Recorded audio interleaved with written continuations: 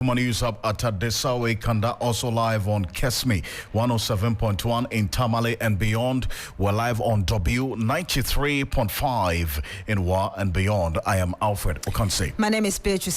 This evening here on Hot Edition on 3FM 92.7. Minority claims increase unbudgeted fiscal spending by government is fueling demand for foreign exchange, leading to the city's depreciation. We'll bring you some more on this conversation regarding the depreciation of the city against the dollar. Also, locked up investment holders forum demands government action to retrieve their locked up funds as they picket at the finance ministry earlier today. Later, tension on the education front as pre-tertiary teacher unions continue to pound pressure on government to conclude negotiations on their conditions of service. We'll have more as teacher unions hold series of protests.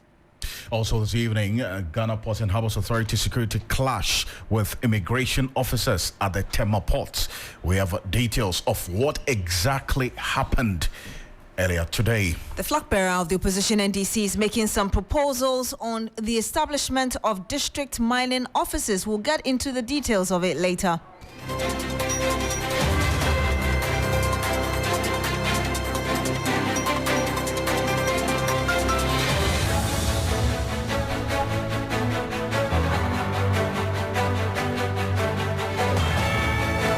Details of the latest in business and sports over the next 1 hour 30 minutes here on Hot Edition on 3FM 92.7, also live on Kesme 107.1 in Tamale and beyond. We are live on W 93.5, also streaming live right now on Facebook at 3FM 927. Share your thoughts with us, read out to you and to the rest of the world.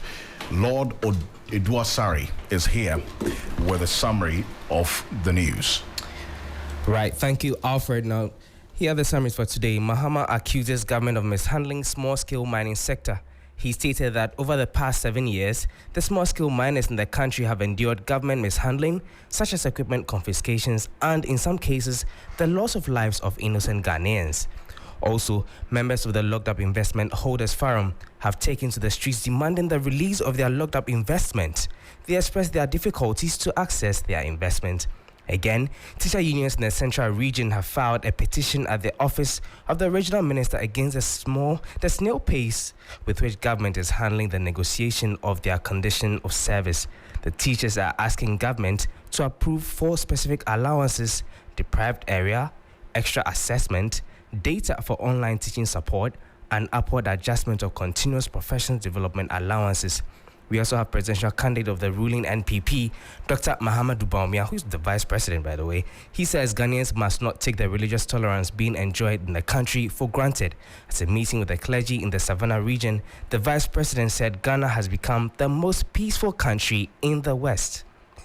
The vice president is on a one-day tour of the Savannah region on Wednesday. His visit is specifically part of his planned nationwide regional tour.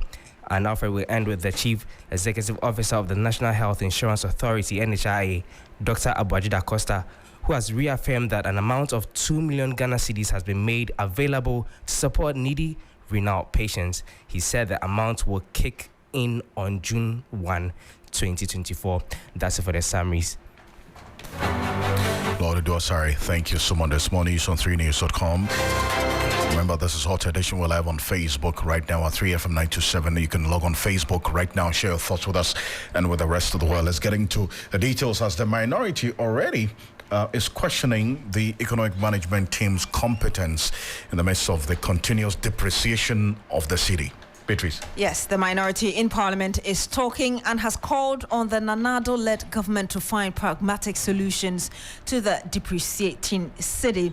It comes in the wake of the free fall of the city against major foreign currencies, especially the US dollar. The local currency is on the verge of exchanging for 14 cedis, 55 pesos to $1. Businesses are lamenting the negative impact of the city's fall in value, fearing a lot of business owners will soon crash out, citing the increasing cost of operation, which has been exacerbated by high import charges and taxes.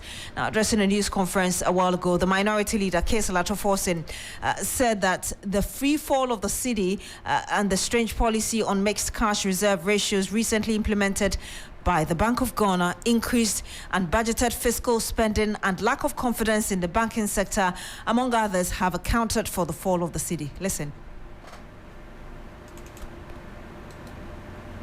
Economy today exposes the credentials of the so-called economic whiz kid, who was marketed as the savior of Ghana's economy.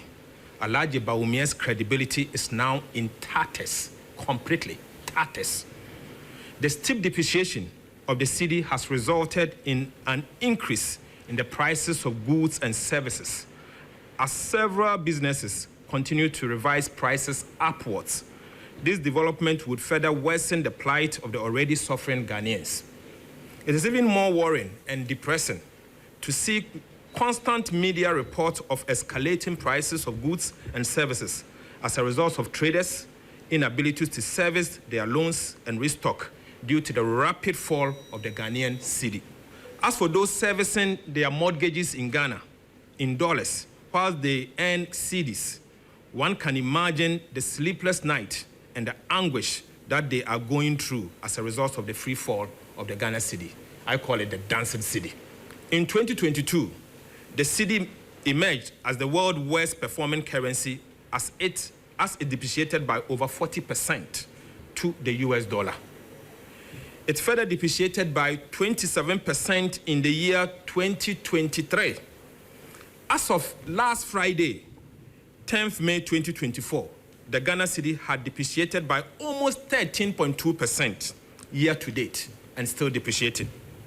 Bloomberg recently termed the current depreciation as, quote, record-breaking weakening cycle, unquote. The critical question for all Ghanaians to ponder over is what is likely to happen to the Ghana cedi when Ghana resumes the external debt servicing. $1 is trading as 15.05 as at today.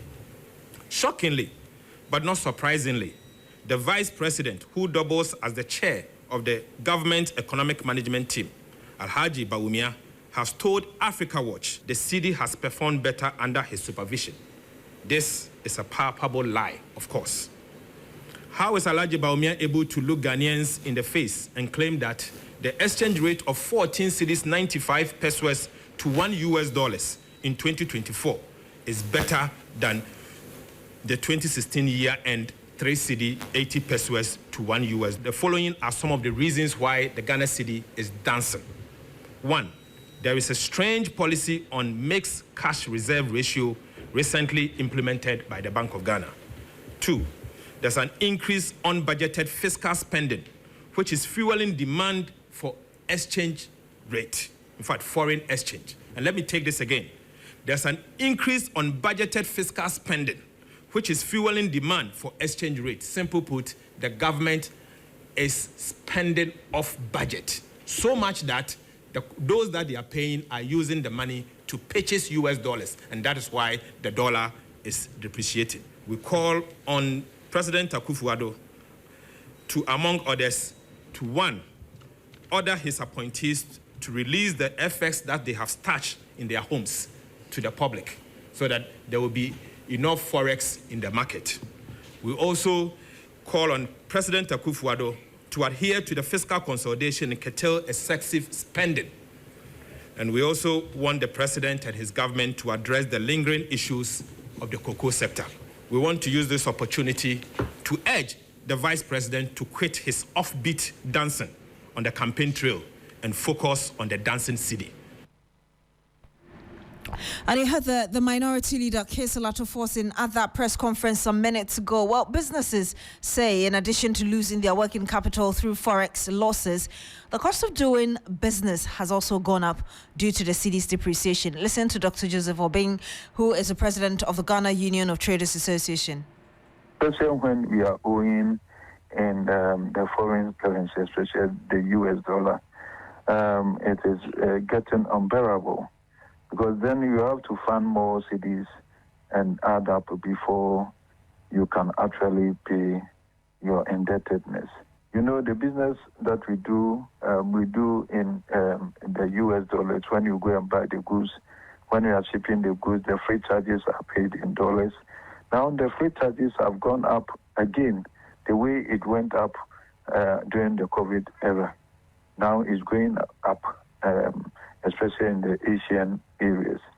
And then when you bring the goods to Ghana too, the duty is benchmarked with the US dollar. It means that when the dollar depreciates, the dollar appreciates the way it is doing. It means that we have to add a lot more on one transaction this time, more than you previously did. And this is what is causing prices to go up. Cost of doing business has become extremely high. Again, the Executive Secretary of the Importers and Exporters Association is worried about the situation. Listen to Samson Awingobit speak to us earlier. Bank of Ghana increases prime rate some few months ago. The reasons were that it's as a result of the high inflation. Inflation has come down to 20 point something or 23 point something. Yet prime rate is still on the high. Interest rates at the commercial banks are high. That is affecting business. And businesses flourish, businesses trade on borrowing money from these commercial banks to do businesses. And so if interests are very high, what do you expect? And inflation is down and cedis depreciation. What do you expect? Customs kept on changing the rate at the port. $1 is going for 50, almost 15 cedis. It's affecting everybody packet, including your good self. I think that there's a need for government to take a serious look and respect the call that everybody's calling. It's not just we, the business community, every Ghanaian, every other Ghanaian. So the cost of living is so much, is unbearable. And I strongly believe that all is about our city depreciation. Government must do something strategically. You heard that Samson Awingobit. He's the Executive Secretary of the Importers and Exporters Association. We're joined on the line now by Professor John Gache. He's an economist. Good evening to you, sir. Thank you for joining us. Hello, Professor John Gache.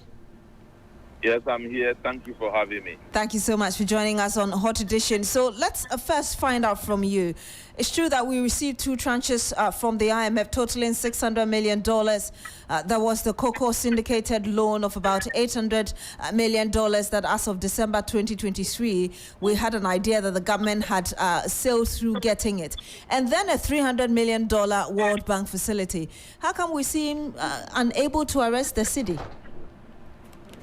Well, it is because you don't appreciate the kind of hole that have been created in the finances of the country.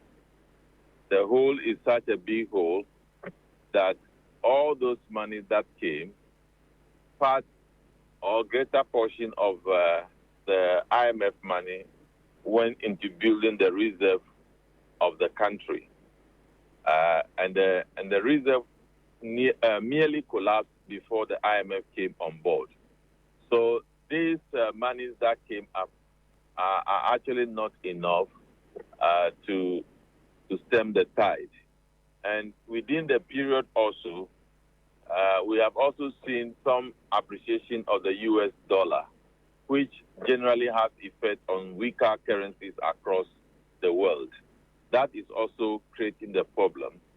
Then again, people don't have confidence in the finances of the country, and for that matter, the city. Therefore, they don't have alternative means of investing their money. They were attracted to higher TB rates, largely controlled by government, and government decided to beat down the rate, and they don't see it to be too attractive. And some of them have resorted to investing in currency. So that has put further pressure on the economy. So I do not think that those inflows are enough to control the currency. You do not think that the inflows are enough to protect the currency? I also hear you talk about no confidence in the system. So you're basically, again, emphasizing the point of the fundamentals being wrong. I think the fundamentals is very clear. They are not the way it ought to be. You can see the direction of exchange rate.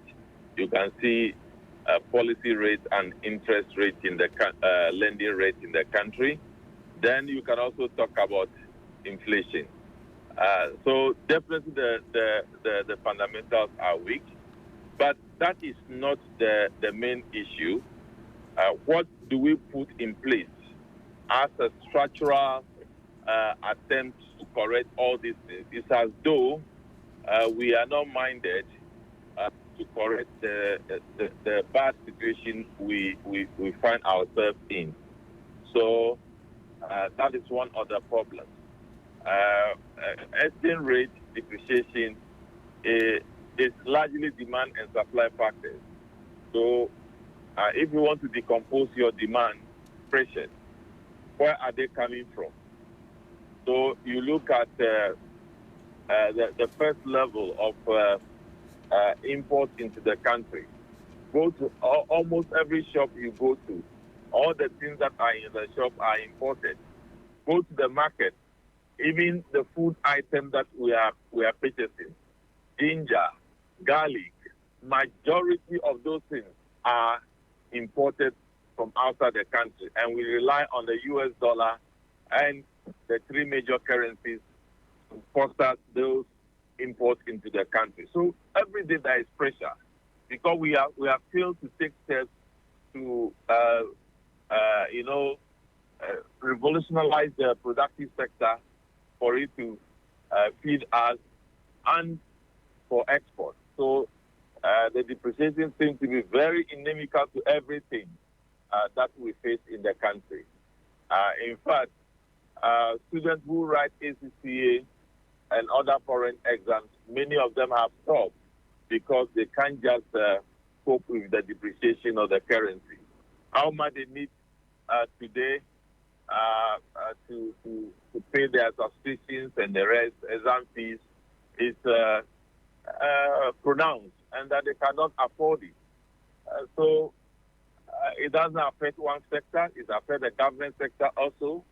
The execution of projects by the government has escalated because especially projects and contracts that are to be executed by importing items to execute the contract are all escalated, giving high cost to government.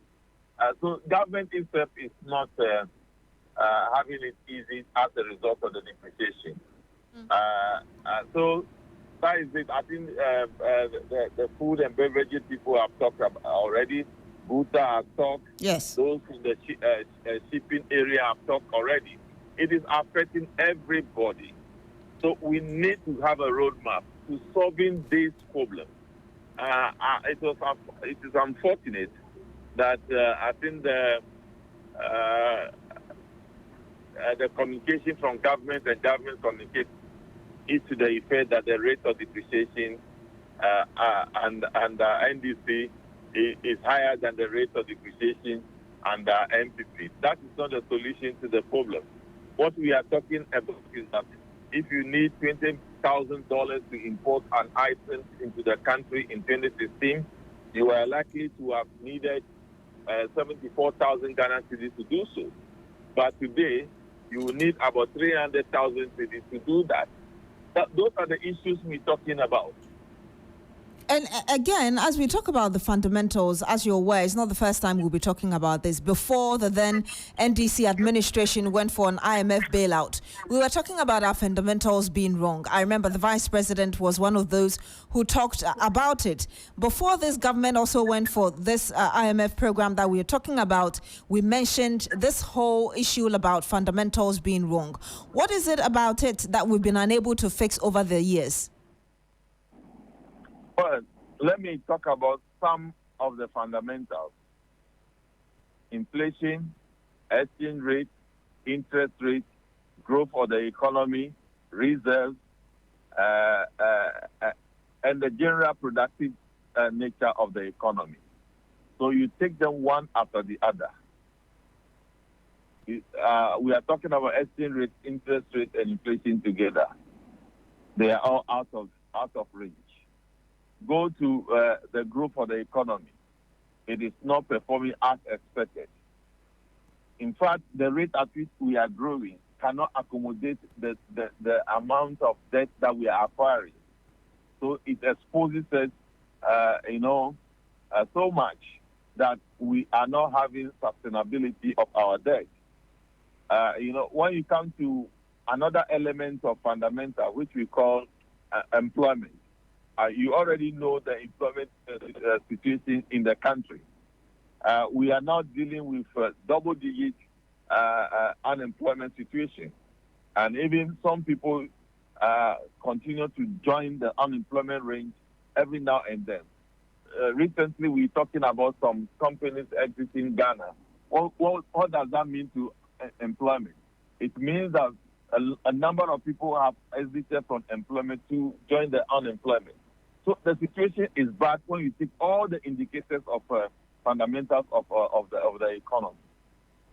And have we shown any? So the other aspect of this question I asked you was also to find out whether, really looking at our trajectory, we've shown any interest or commitment in terms of dealing with the challenge we have at hand. I think ask yourself, what did we do significantly to prop up employment in the country? The one that comes to mind clearly is NAPCO. And NAPCO is unsustainable job. And the time that they brought in NAPCO, we say that a policy that brings in people into employment after 3 years, send them out of employment, is not an employment policy, so to say. So we are not addressing employment. Now, it is businesses that create employment. A lot of local businesses are facing challenges. They don't have anywhere to go. Some of them are accommodated, some of them cannot accommodate it. They are off the business. So they are not expanding to accommodate more people. In fact, even people, including graduates, who are employed, some of them are taking 1,000 Ghana cedis. That is not employment. They just use it merely for TNT to work. Some of them, when they go to work, they eat once and then they come home. So we have not addressed the unemployment situation. When you come to the other areas of fundamentals of the economy, growth, our growth is largely not inclusive. We are only focusing on one area, which is not helping it in terms of employment. And we have not done so much to change the course. So that is the point I'm making. And remember, when you governance product in the country, you are largely attempting to deal with unemployment, you are attempting to deal with inflation, you are attempting to deal with exchange rate. So, Prof, let me ask you two questions in one. What do you anticipate? Things going to get worse? And really, in the interim, what you recommend the government does? I believe the government does not demonstrate that it is ready to do anything new. The government is focused on campaigning. That is what the government is now looking out to do. So everywhere you go, listen to the president. He must make sure he made a campaign statement. If you listen to the vice president, he's there campaigning here and there. But there is an economy to manage. It's as if we have left the job. So I'm not sure if anybody is saying something. The government is listening to take advantage of whatever we are saying to go and implement. In any case, we are not saying anything new. We have said all these things since 2017. We have said all these things last year. We said all these things beginning of, in fact, last month, we said the same thing. The government is not in position. The government is not possessed with campaign. And that is the focus of the government. So I don't think that we can worry ourselves trying to provide any advice to government to follow at this crucial moment. We'll have to end it here. Thank you very much. Professor John Gache, an economist. Thank you for sharing those views with us, Alfred. It looks like the experts seem tired talking about the same thing over and again. Unfortunately, that's the case. But away from that, the Locked Up Investment Holders Forum is requesting government action to retrieve their funds. Members of the forum, consisting of individuals who invested in finance houses and savings and loans companies licensed by the Bank of Ghana, say they are in dire financial difficulties as they struggle to access their investments. There's more in the following report with my colleague Noble Crosby Annan earlier today. The group took to the streets to demand the release of their locked-up investments after early engagement between them and government yielded no results.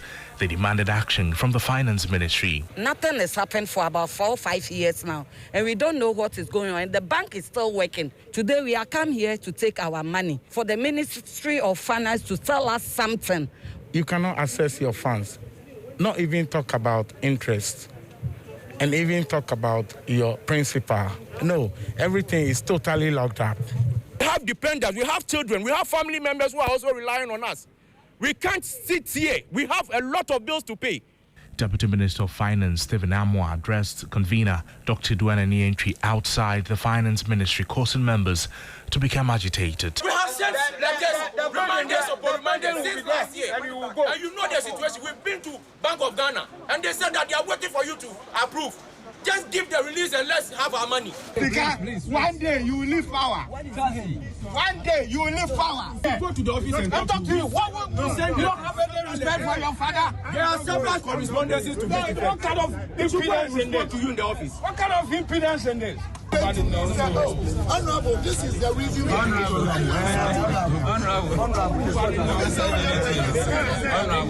Dr. Duana Nientri, after the engagement with the Deputy Minister, noted the picketing every Wednesday has been suspended pending a suitable response from the ministry.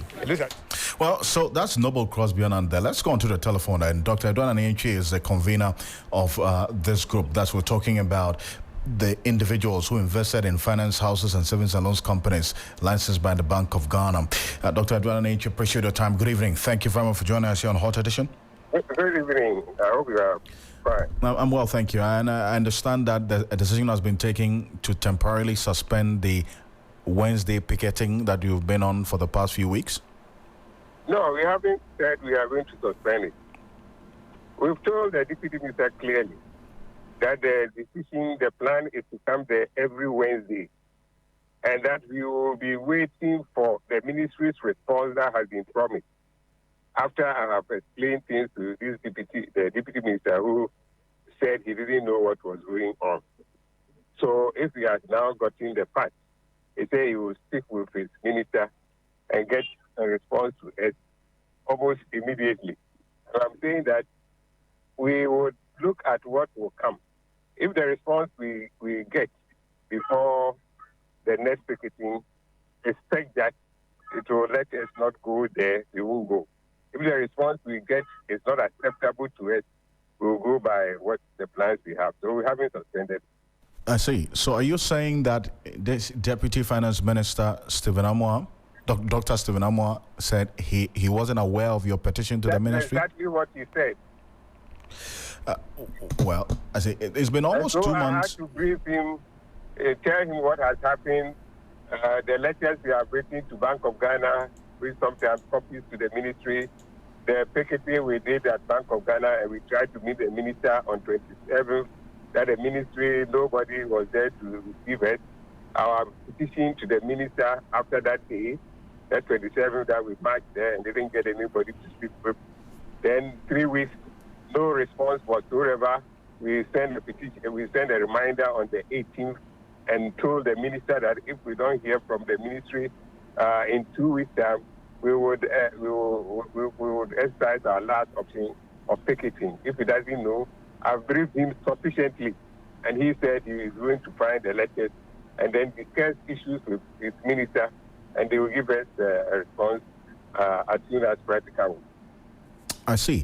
And because I was asking this because it's been almost 2 months that he has been in office as a deputy finance minister. So for that matter, I mean, did you put it to him? I mean, because some of the reactions that even your members who have been speaking to us are saying is that it will be disingenuous on the part of the deputy minister to say he's not aware of your plight, because when this incident or the decision they took to clean up the financial sector took place and your monies were locked up, it's no news. It's not something that is hidden truth. It's something that you've been talking about for some time now. So really, on what basis would you say that you had no idea, or the minister had no idea of what was happening to you? Well, I'm not saying the minister had no idea. I'm saying the minister said, the deputy minister said, he has no idea about what is happening. And so I have to brief him that this is what is happening. People who invested their funds here are facing this kind of problems. We've tried to resolve it from the Bank of Ghana and about a year ago. We have been meeting, sending letters to Bank of Ghana. We sent a proposal to Bank of Ghana, copied to the ministry. We tried to meet the Bank of Ghana through protest. We met them. The ministry wasn't there. Nobody was there. I briefed him sufficiently. I take it, if you say you don't know what the issues are, I have now given you a clear picture of what the issues are. And he said, well, now that he has gotten the known all this part, he's going to have a meeting with the minister and then get back to it. So I take it. If you say you don't know, I'm not in a position to challenge you that you know. I see. So after you briefed him, then what? What was the next step? Then he said he would find he wanted me to give him copies of that letter. I said I don't have it there.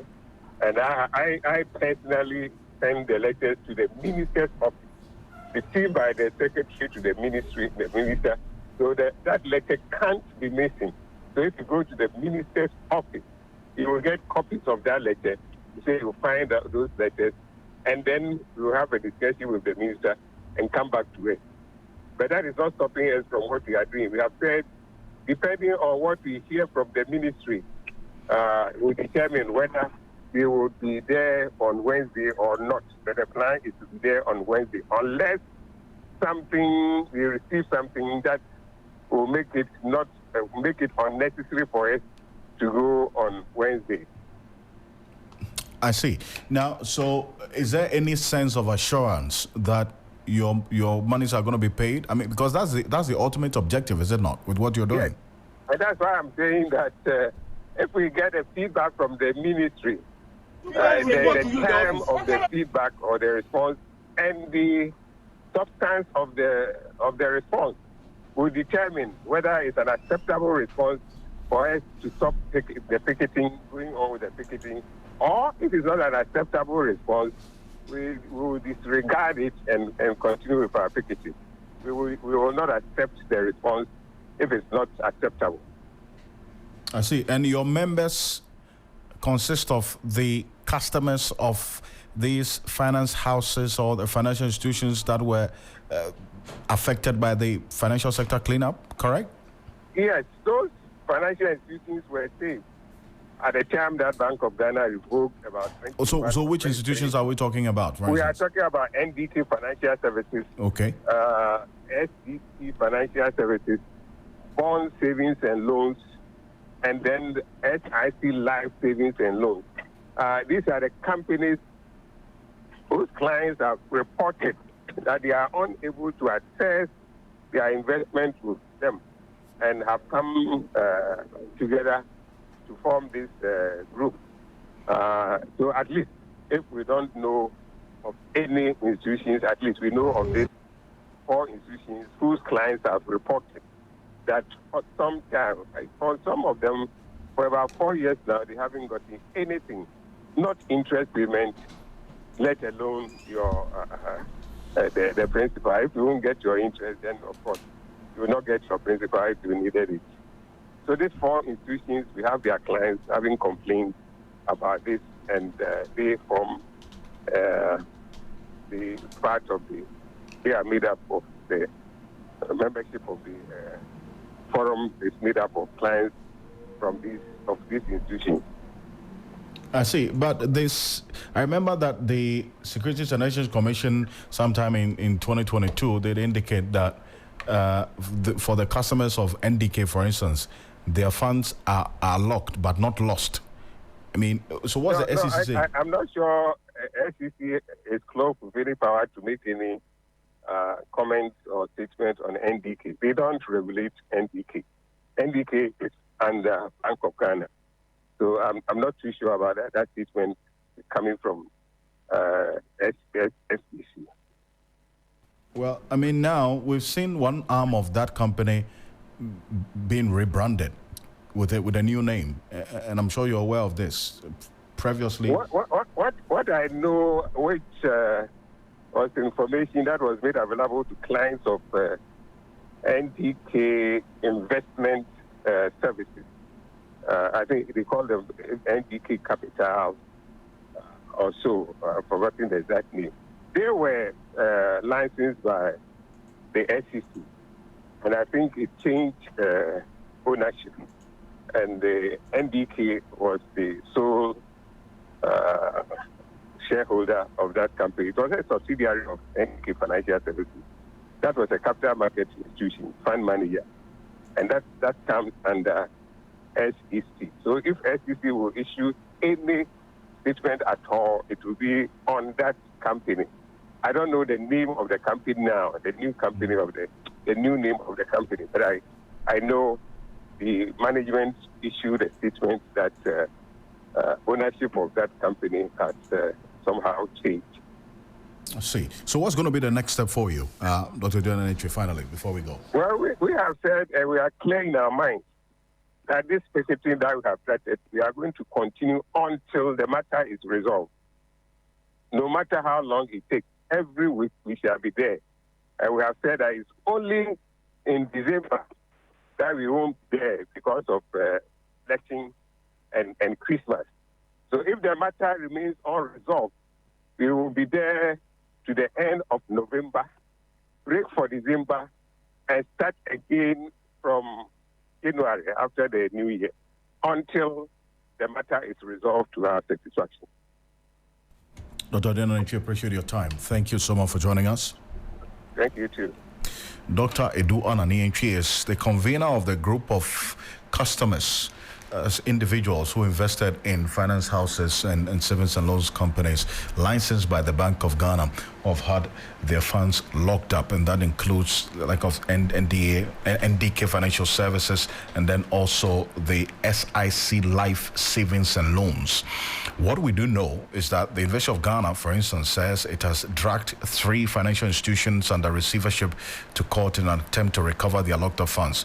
The 3 institutions, NDK Financial Services, THC Financial Services, and Delta Capital, together hold a total of 5 million Ghana cedis of investment from the University of Ghana. Answering questions from Parliament's that's Accounts Committee on the infrastructure and issues of other related investments by the university. In the Auditor General's report, Acting Legal Counsel of the University, Dr. Abdul Basit Aziz Bamba, said they have resorted to legal action in the hope of retrieving the said 5 million cedis invested in this company under receivership. So that's what's happening with NDK Financial Services. You remember that this same Adrian Anenchi is the person who led the Pensioners Bondholders Forum when the government included them in the domestic debt exchange program. Absolutely.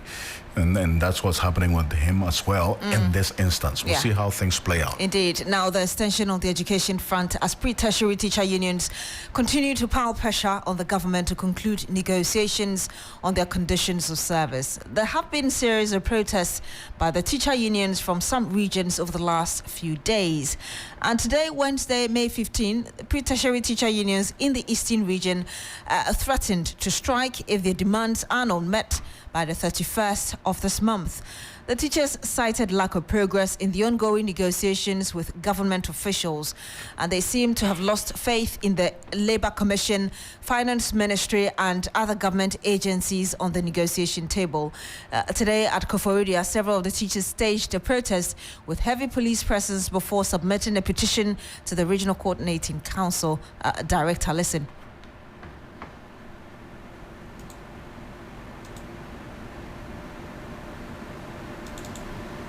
We wish to reiterate that in Ghana quest to achieve its anticipated educational objectives, which is hinged on the SDG Goal 4, the teacher plays a pivotal role. We would like to inform the general. We do apologize for the poor quality of that sound, but the Regional Coordinating Director, John Darko, received the petition on behalf of the Regional Minister and gave assurances. Listen to the leadership of some of the pre-tertiary teacher unions not in the Eastern region, speaking to journalists earlier. We wish to reiterate that in Ghana quest to achieve its anticipated educational objectives, which is hinged on the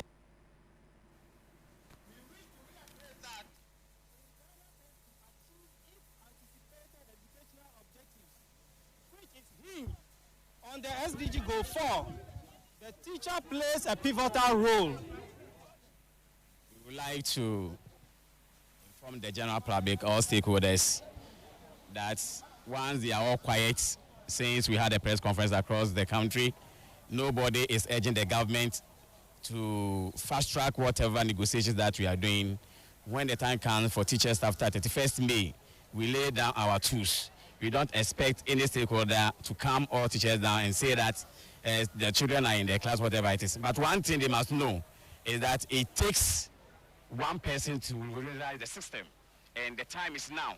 All teachers, we are focused and we are bent to even suffer whatever consequences that will come on our way. Even if the government will decide to even take our salaries, as we are fighting for these allowances, we are ever ready to accept it. Countless times our leaders have told us, those that matter to be at negotiation table don't come.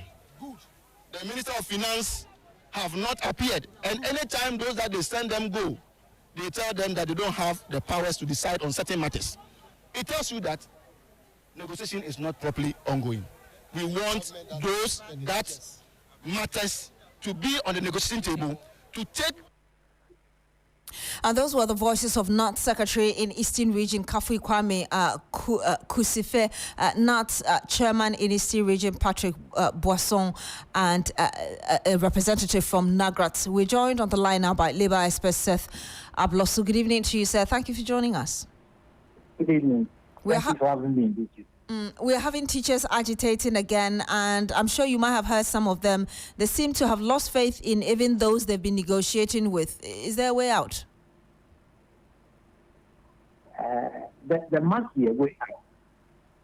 The way out is that what they are doing is re-emphasizing their resolve to have their conditions appropriately improved.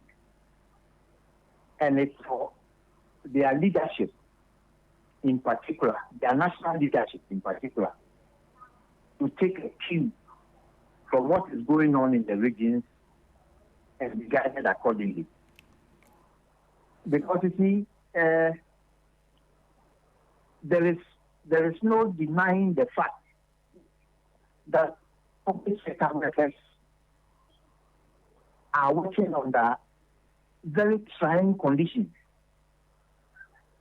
As far back as June 2020, government has been urged to take steps by the Professor Yantia Mwabedu Committee to address disparities in public sector salaries so that the workers will work and live in dignity. And he gave the example of how this was addressed for the education and health sectors during the President Kufuor era.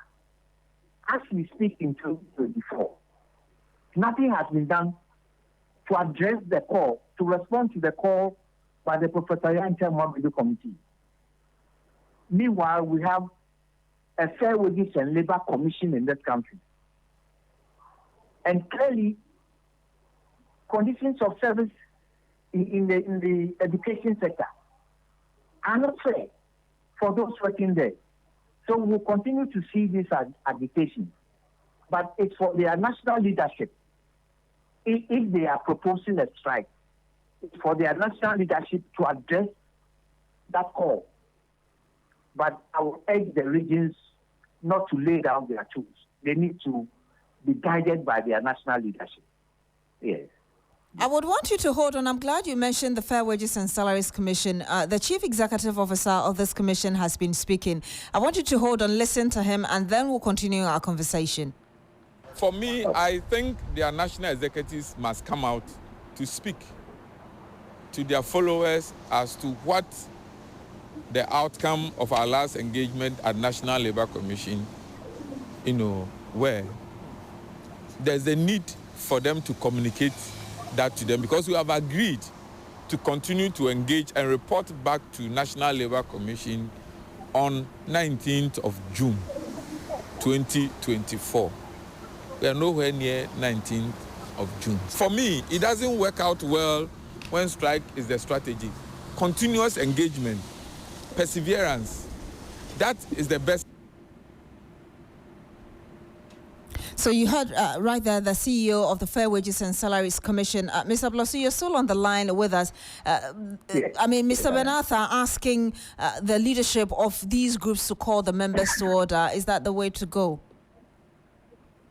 No, that is not the way to go, if you ask me. The way to go is for the Fair Wages and Salaries Commission to assure all public sector workers, and for this period, those in the education sector who are embarking on the agitation, that the Fair Wages and Salaries Commission recognizes that their conditions of service are not fair, and that it will work towards improving them, even as they schedule negotiations. But it is not doing any such thing. It is not doing any such thing whatsoever. It is not recognizing that conditions are bad, that it has not been able to establish fair wages and salaries in any sector in the public service. And this is what the chief executive officer needs to address and come public, so it will calm down tempers among the agitated workers. You just heard the CEO saying that there was supposed to be a meeting in June. We are not in June yet, and the teachers are protesting. At this stage, would you expect Mr. Benartha or the Commission to call the teachers earlier than scheduled to address this issue? It's not out of place to call them earlier than scheduled if the other party recognizes that the economic conditions are worsening by the day, and that they need to bring the case forward and address the concerns appropriately.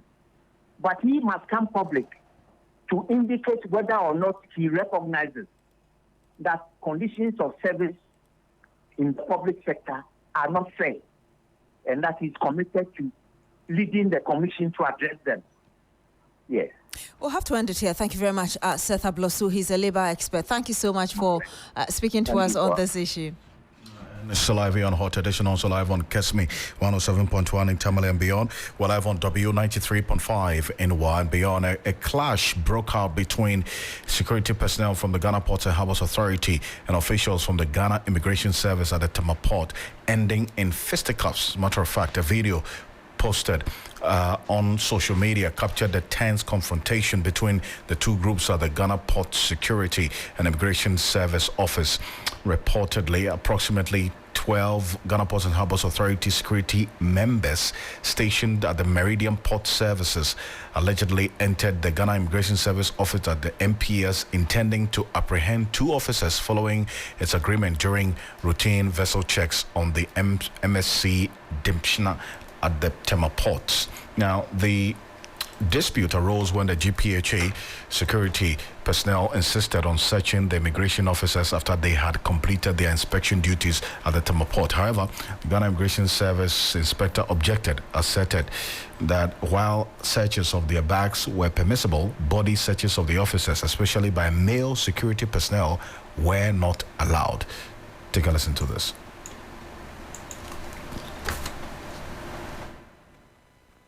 He was at the you come to the port and come and be brave. My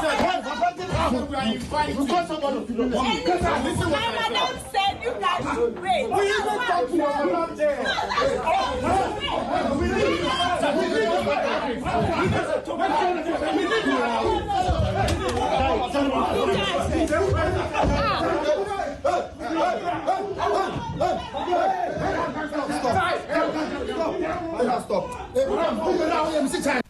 Oh, that's you find that video as we go on here on TV3 Ghana on Facebook, also on 3FM 927 on Facebook as well, and you get to see what happened. Rather unfortunate in the 8 minutes to the top of the hour, 6 p.m. here on Hot Edition on 3FM 92.7, also live on Kesmi 107.1 in Tamale and beyond. We're live on W93.5 in Y and beyond. Two brothers, where information we're getting right now, two brothers suspected to be mentally unstable have been apprehended by the police following an alleged arson incident that claimed the life of their mother in Ebuakwa Menshia in the Trimawabeja South Municipality of the Ashanti region. The tragic fire incident occurred when the siblings reportedly engaged in a heated altercation with their grandmother, who resides in the same house, and purportedly threatened to set the house ablaze. Fearing for her safety, the grandmother promptly sought refuge at the police station to report the looming danger.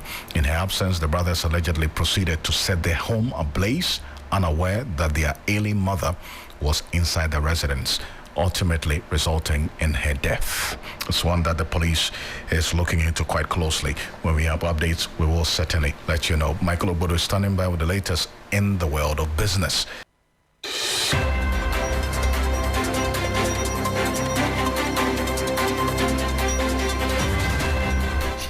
Hello there, good evening. It's time now for the business segment here on Hot Edition. Coming up this evening, government boosts support for small businesses with increased funding. I am Michael Obodo, bringing you details shortly. Please stay.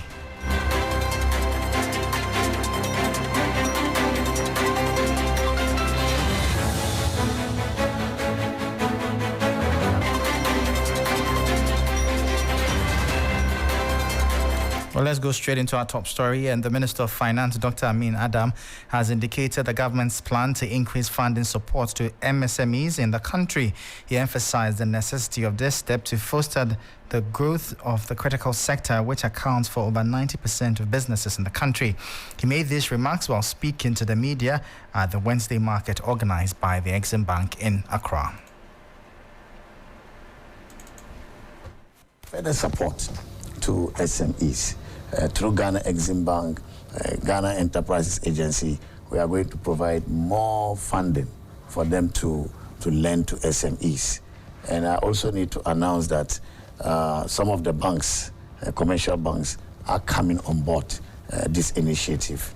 And they are not just coming on board to lend money, but we also know that they have cited the risk of recovery of funds if they lend to SMEs. And therefore, there is need for us to address that.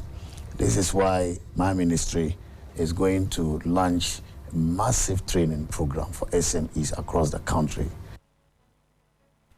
So that was Finance Minister Dr. Amin Adam speaking there. Now, the African Continental Free Trade Area AfTA Secretariat has highlighted the imperative of enhancing business capacity across the continent to fully leverage opportunities within the free trade agreement.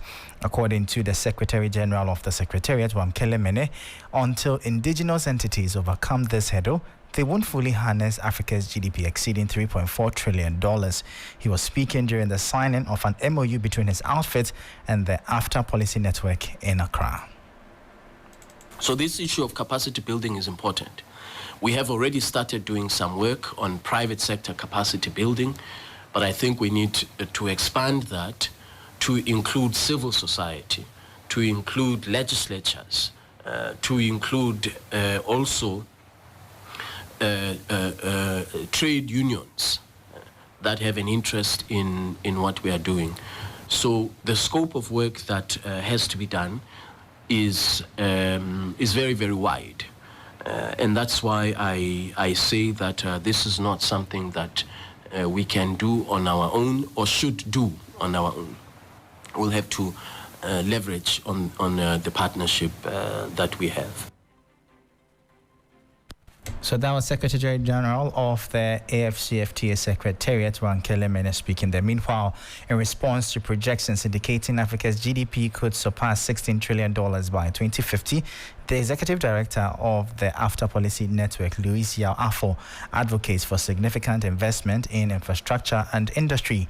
These investments, he stresses, are deemed essential to ensure Africa maximizes the potential benefits of its anticipated growth. It's not easy because you cannot export products that are not value added. You cannot say you are going to have foreign exchange when you don't export. You cannot say you want to do trading among yourselves when your manufacturing industries are not being boosted. That is the critical problem Africa is having now. Most economies have really not doing much when it comes to manufacturing. Again, most economies are not linking the agricultural industries to their manufacturing sector. And so you could see that there's a big gap. If we don't do these things, it's going to be difficult because even if we look at the rules of origin and the ASCFTA, about 80% is about agriculture sector. And AFDB projects that by 2025, you are going to have millionaires coming out of the agriculture sector. So why do we neglect it? We need to boost and link culture sector to manufacturing. Then, last point is that we have to look at our infrastructure. The one African market we want is not only about ASCFTA. It's about Agenda 2033. So whilst we are looking at the one markets, we have to look at the other agencies under AU, like the infrastructure, like the communications and space agency program, like the one passport, like the one central currency. All these things must move along.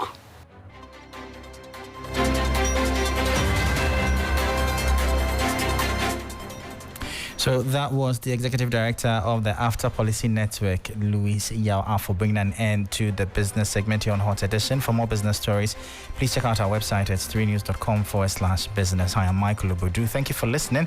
As always, please stay safe. Up next is sports.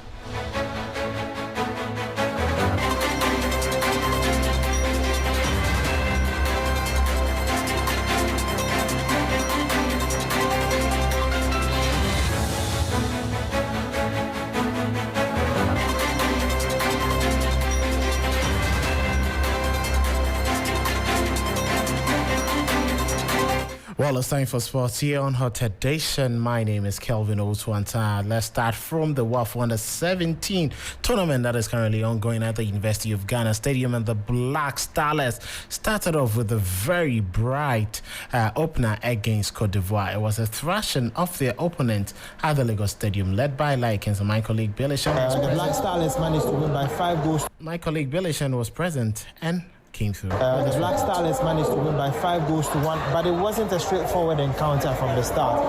The Lion Kingston side struggled in the first 20 minutes of the game, with Michael Lama being called into action, making some saves, but Joseph Nabi made his chance count in the 27th minute. 15 minutes after that, he made it count again with a thunderous strike from right around the edge of the penalty area. And in the second half, the Black Starlets looked a bit better. They looked more settled, and they managed to get, a goal from Godfrey Sapon, who is a striker, who got on the end of 15 pass sequence from the team. But Ivory Coast managed to get a goal back. Afterwards, it was a bit of a domination from the Black Starlets as Harvey Buffer headed the goal in from the corner, and Mark Kagawa-Mensah scored a belter right at the end of the game. A very, very big victory for Lion Kingston as he hopes to get his team to qualify to the Under-17 AFCON for the first time since 2017. Bilishan for 3 Sports from the University of Ghana Sports Stadium. So a very bright start for the Black Starlets of Ghana, like Kingston and his men getting a very good start to the tournament. Now let's move on to Antoine Semenyo, and he's had a very brilliant season in the Premier League, playing for AFC Bournemouth, who have recorded their first ever high point in the league in a very long time. 48 points this season, and Antoine Semenyo has recorded 8 goals and 2 assists in that. He wants to follow the footsteps of Asamoah Gyan and Andrea Ayew in becoming one of Ghana's greats when it comes to the Black Stars. You know what, Asamoah Gyan and Andre Ayew, whenever I go for international duty, obviously Andre Ayew is still playing with the team currently, and Gyan is always there at games sometimes, so always speak to him, and he's always just like, just keep going. Like, the ability you have, I didn't have when I was your age, so just keep going, just keep pushing yourself. Like, when you feel like you've reached a level, just go again, just keep going. And Asamoah Gyan has said the same thing. Like, just keep working. Like, when you get your chance to score, enjoy the moment, but also keep pushing yourself and make sure you continue getting the bar and going over that bar. So, yeah, I felt like those two, as a kid, when I was growing up as Ghanaians, like, we watched them a lot. So that is from Antoine Semenyo. There will be a lot more on him on News 360 when my colleague Yalfo Salabi takes over with that. Dreams FC have recovered from their FA Cup shock during last weekend by defeating Bichim United 2-1 at the Theatre of Dreams in an outstanding Ghana Premier League match. Well, this moves them up to 14th position on the Ghana Premier League table. And you look at the Dreams, and the goals were scored by Godfred Etuahene and Ishmael Dede. Ebenezer Edukwao got the consolation that was in between the 2 goals on the 27th minute. Very good riddance for the FA Cup champions last season, who are out of the competition. Now let's move on to the Premier League this evening, where Chelsea will be looking forward to cementing their position ahead of Manchester United as they play Brighton and Hove Albion. Manager Mauricio Pochettino believes this is going to be a great step for his team in getting back to European football competition. Yes, I think it's important to keep strong and to keep the mentality and of course really believe that we can get, and then we can get. It's true that it's going to be two really tough games because Brighton is a really very good team and it's going to be really tough to play. I think the last 26, 27 games, I think we are doing really, really well. Yes, we need to keep this in this way, trying to always to give our best and compete, improving, and it's going to be tough, but I really believe that we can compete well in the next 2 games, and to have the possibility to get the Europe will be amazing for us. So that is Mauricio Pochettino. He's the head coach for Chelsea. Roberto De Zerbi believes that Cole Palmer is going to be a handful for him this season. The forward has recorded over 20 goals and assists for Chelsea this season, helping them in their campaign. But Brighton boss De Zerbi believes this is going to be a tough night to deal with the player they wanted earlier this season. Listen, we tried to bring him the beginning of the last transfer market session last summer. We thought he could be top player. The qualities of Palmer are clear, I think, for everybody, but not now. Playing very well, he's scoring a lot of goals. It's a problem for us tomorrow because he can start winger position and come inside, or number 10 as well. The quality of Palmer is very high. Well, a very big night it is also for Manchester United, but Eric Ten Hag, the manager of the team, says these players are not available. He gives an update to the players who are available this evening for the Newcastle clash. Licha Martinez, I think he will return in the squad. He did now some sessions with us. We're planning to be available when this afternoon everything's going right. In the training, he will return in the squad. And then for some other players, we have to see Rashford, Bruno, Willy, Kamala, if they are fit enough. That is Eric Ten Hag there, Manchester United boss. But his opposing manager in the dugout, Eddie Howe, is also ruining his players being missed in this game. While he's speaking about the fitness level of Callum Wilson and other players. So again, we'll see if he trains today. Fingers crossed he will. But yeah, he wasn't feeling 100%. I think, as I said, you could see that. He's been so good in recent weeks, athletically as well as technically, and all the goals that he scored. We knew on, get my days right, on Friday that he was slightly under the weather. He's been doing a lot of attacking work, finishing work with coaches, with Stephen Purchase in particular, and he's really benefiting from that, as is Bruno. So a lot of detailed work on our midfielders, trying to get more goals and paying dividends at the moment. I think he's playing very well. A lot of details going into that now. Tottenham Hotspur have struggled, and we're looking forward to getting the very best going forward into next season after a very disappointing season. Philip Sitcho has looked at the performance of the Spurs team and the mentality that the manager has expressed his pleasure about. Enjoying the fact that City were winning, Arsenal were going to lose the league, and that for him is a mentality thing that he thinks that has to change around the club, because, as I said, in the last 48 hours has really showed him that the fundamentals are very weak, and so that's what he wants to fix. But it's just the rivalry. You wonder if Real Madrid would want to lose a game at the Bernabeu because they want to stop Barca from winning something. They would want to win, especially if it gives them an opportunity, slight hope of qualifying into Europe. So for the Spurs fans, some of them were looking at, okay, we wouldn't want to qualify to Champions League, want to play in the Europa League, if that means Arsenal don't win the league.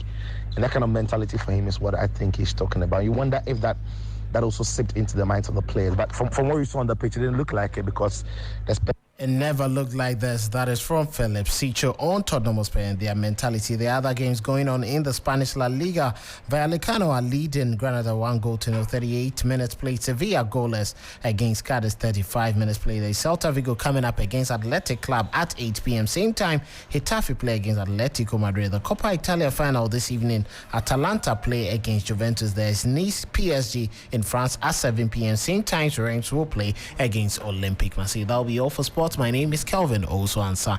Hot Edition continues with Beatrice and Alfred.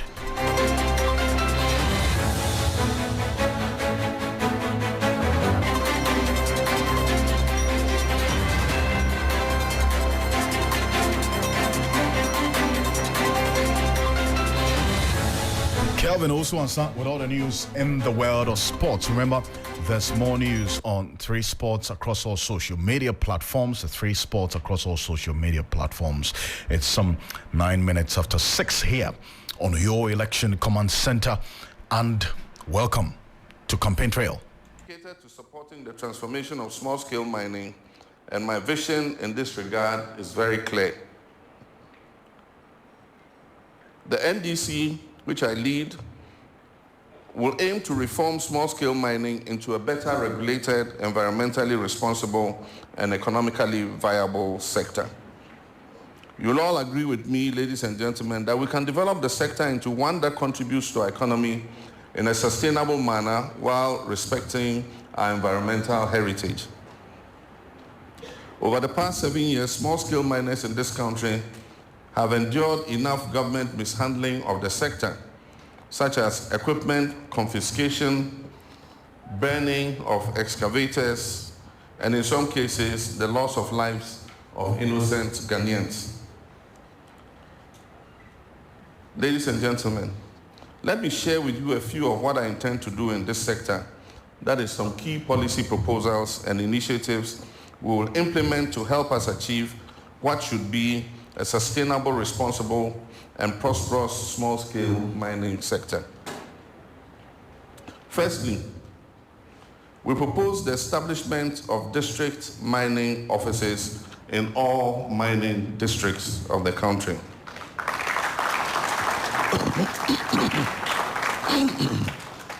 So it means that every district in which mining takes place will have an office of the Minerals Commission, the Environmental Protection Agency, and all the other agencies associated with mining.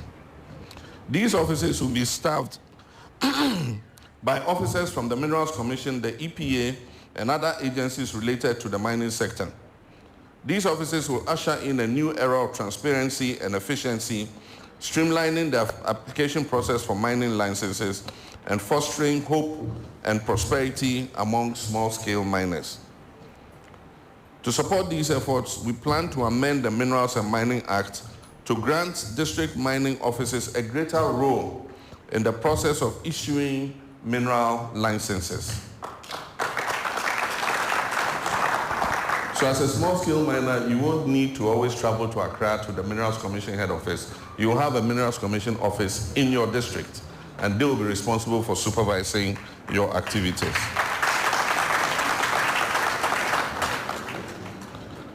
This decentralization of much of the process for licensing would increase the number of regulated small-scale mining companies and thereby boost youth employment, particularly under our 24-hour economy policy.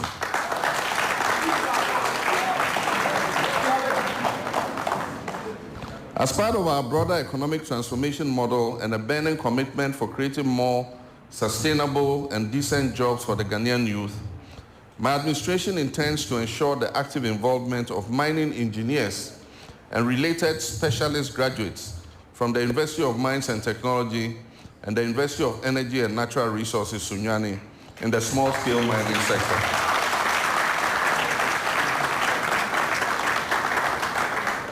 And so these district mining offices and EPA offices and all the other agencies will be manned by graduates coming from UMAT and UNERA.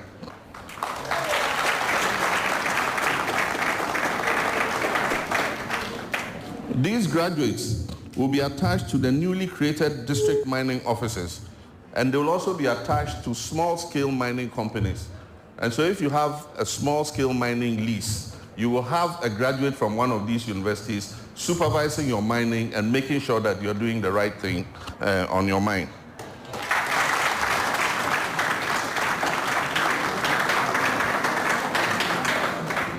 This will introduce the best mining practices and thereby ensure the safety and sustainability of mining practices. These professionals will be attached to newly created mining district offices and to small-scale mining operators in order to provide them with guidance and support.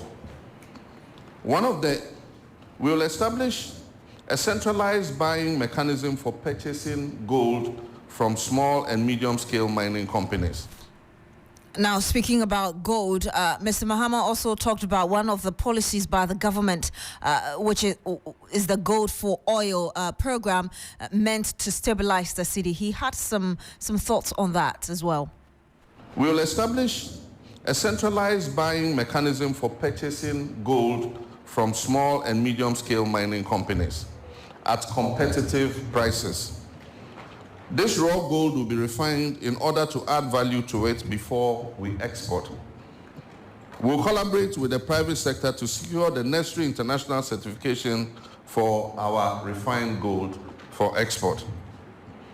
We know that one of the impacts of illegal mining has been the destruction of our forests and our cocoa farms. We'll prevent the destruction of cocoa farms from mining activity and effectively ban the issuance of entry permits into forests for mining purposes. We'll investigate the opaque Gold for Oil program and expose the actors benefiting from this so-called barter agreement. Reports reaching me suggest that a new debt burden is being created because Ghana has not been able to keep up with its delivery of gold under the program. A portion of revenue from gold proceeds will be used to improve infrastructure and social services in mining communities. So wherever there's mining, we'll reinvest some of the revenue in improving infrastructure in those districts and in those communities. Recognizing the invaluable role of traditional leaders in our society, and as a testament to our commitment to inclusivity and respect for all stakeholders, my government intends to have traditional leaders included in the crucial process of granting mining licenses in their communities. And you heard the flag bearer of the NDC, John Mahama. But Alfred, I know there's also something happening in the Ashanti region. What is it?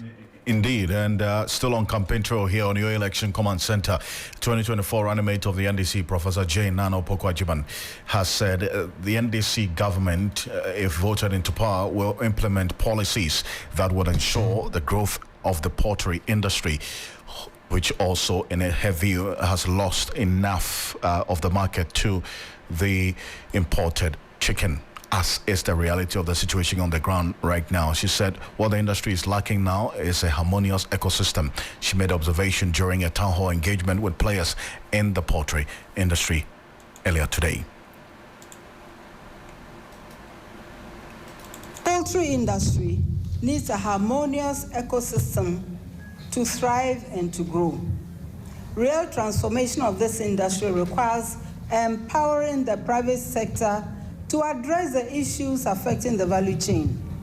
We will invest in strategic partnerships and innovative practices to optimize production processes, reduce input costs, and ensure the competitiveness of our poultry products in terms of both quality and price.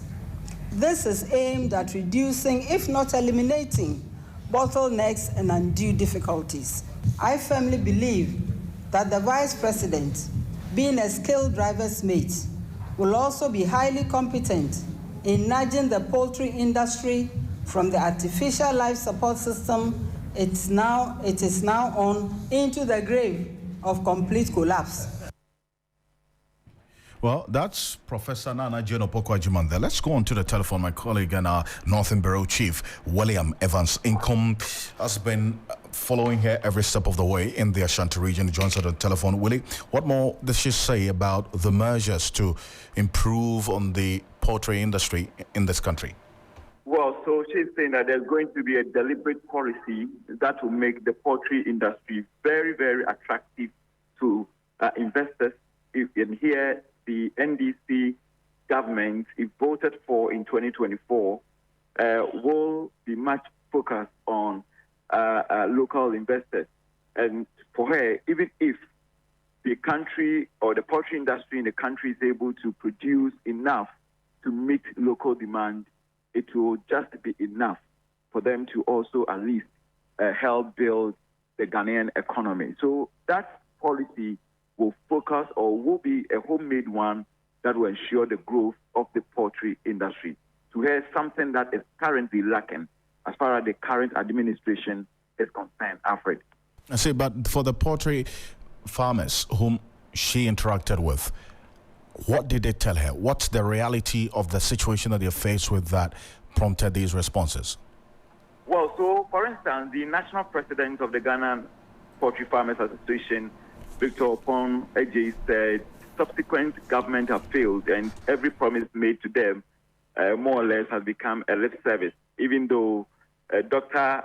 Louisa Hannah-Bissell disagreed, having served as Deputy Minister of Agriculture in Eswell's former President John Dramani Mahamad's administration. To her, what they did for the poultry industry, having secured some loans for them, targeting expansion of the industry, was just enough to say that they did better than the current administration. But the Poultry Farmers Association, who is representing the industry players, wants more than just lip service. I see. Now, in the end, did you get the sense, interacting with these poultry farmers, that there was a sense of confidence, satisfaction that these measures that the NDC talks about is going to address the problems that you're faced with?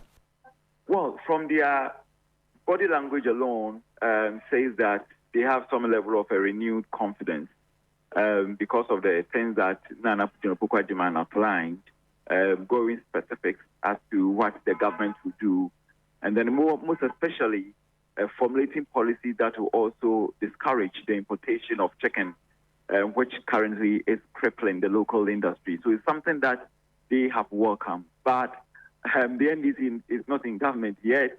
Of course, Professor Jena Nopukwajiman, and together with the other executives of the party who followed her, also encouraged the poultry farmers to vote massively for the NDC, because that's the only way they can realize those juicy assurances given to them by the opposition National Democratic Congress today. William, appreciate your time. Thank you so much. Thank you. William Evansinkum is our Northern Bureau Chief, connecting with us on the tour for the town hall meeting that the running mate to John Dramani Mahama, as Professor Nana Jono Pukwajiman, had with poultry farmers in the Ashanti region. Let's go to the Savannah region, because the Vice President and flag bearer of the New Patriotic Party, Dr. Mahmoud Bawumia, says the Ghanaians must not take the religious tolerance being enjoyed in the country for granted. He said this at a meeting with the clergy in the Savannah region.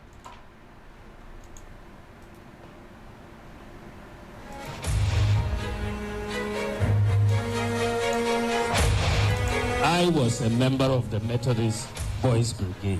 I was a strong member of the Methodist Boys Brigade in Sakasaka. And then today I am Vice President, and I am also a patron of the Methodist Boys Brigade of Ghana today.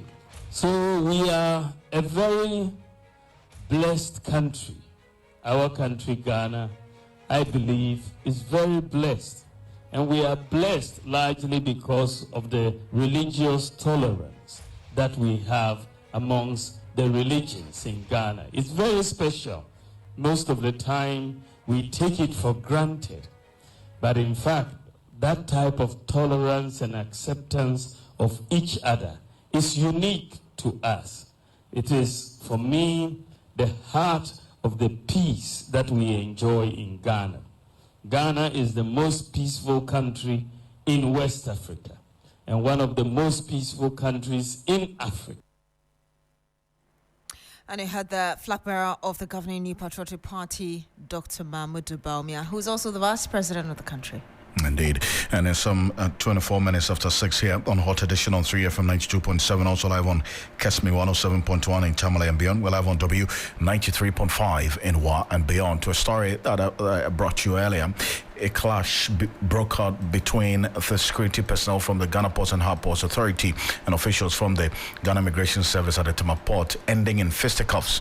Now, a video, which we have a copy of, captured the tense confrontation between the two groups at the Ghana Ports and Harbour Security and the Immigration Office earlier today. Reportedly, approximately 12 Ghana Ports and Harbours Authority security members stationed at the Meridian Port Services allegedly entered the Ghana Immigration Service office at MPS, intending to apprehend two officers following a disagreement during a routine vessel check on the MSC Dimfna at the Tema port. Now, the dispute arose when the GPHA security personnel insisted on searching the immigration officers after they had completed their inspection duties at the Tema ports. There's a statement coming through from the Ghana Ports and Harbours Authority, but this is what happened earlier today. He was at the port. You come to the port and come and be here. Madam said you guys should wait. We even talk to you about there.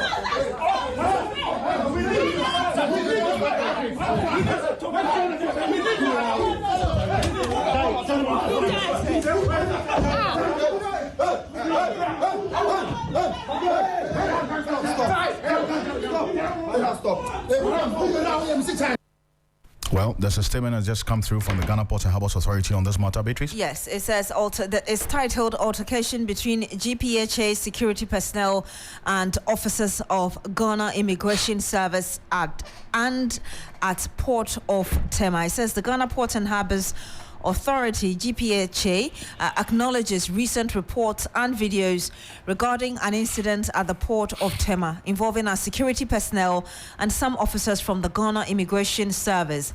We wish to provide clarification on the matter. On Monday, May 13, 2024, at approximately 6:30 p.m., an altercation occurred on board MV MSC so that's the name, and then between GPHA security personnel and immigration officers, which escalated to the immigration office at the authority building at Terminal 3. It says the incident stemmed from the immigration officer's failure to declare a package received from the vessel, which contravenes standard operating procedures established by the International Ships and Port Facility Security ISPS code and protocols.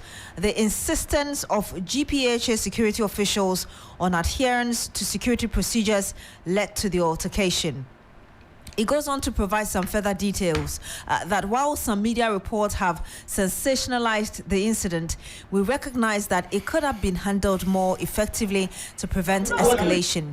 GPHA prioritizes the safety and security of all stakeholders and condemns the behavior displayed by both parties involved.